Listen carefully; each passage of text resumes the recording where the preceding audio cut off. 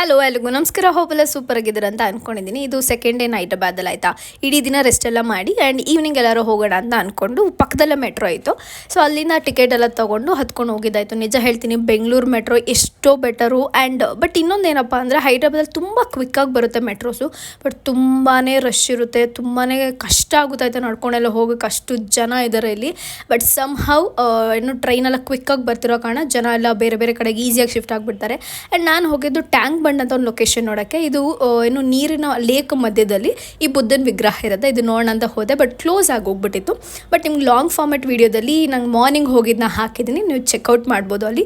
And Ambedkar ಏನು ಮೂರ್ತಿ ಕೂಡ ಇದೆ ನೀರು ಮಧ್ಯದಲ್ಲಿ, ತುಂಬಾ ಬ್ಯೂಟಿಫುಲ್ ಆಗಿರುತ್ತೆ. ಟ್ಯಾಂಕ್ ಬಂಡ್ ಅಂತ ವಿಸಿಟ್ ಮಾಡಿ ಆ್ಯಂಡ್ ಅಲ್ಲೆಲ್ಲ ಮುಗಿಸ್ಕೊಂಡು ಬರ್ಬೇಕಾದ್ರೆ ಪಬ್ ಕಾಣಿಸ್ತು. ಒಳ್ಳೆ ಊಟನೂ ಆಗುತ್ತೆ, ಚಿಲ್ ಮಾಡ್ದಂಗೆ ಆಗುತ್ತೆ ಅಂತ ಅಲ್ಲೋಗಿ ತಗಡಿ ಕಬಾಬ್ ಎಲ್ಲ ತಿಂದು, ಜೊತೆಗೆ ನನ್ನ ಫೇವ್ರೆಟ್ ವರ್ಜಿನ್ ಮೊಜಿಟೋನೆಲ್ಲ ಕುಡ್ದಿದ್ದಾಯಿತು. ಆ್ಯಂಡ್ ಲಾಸ್ಟಲ್ಲಿ ಸ್ವಲ್ಪ ಊಟ ಎಲ್ಲ ತಿನ್ಕೊಂಡು ಈ ದಿನನ ಎಂಡ್ ಮಾಡ್ತಾ ಇದ್ದೀನಿ. That's it for the day. Okay bye.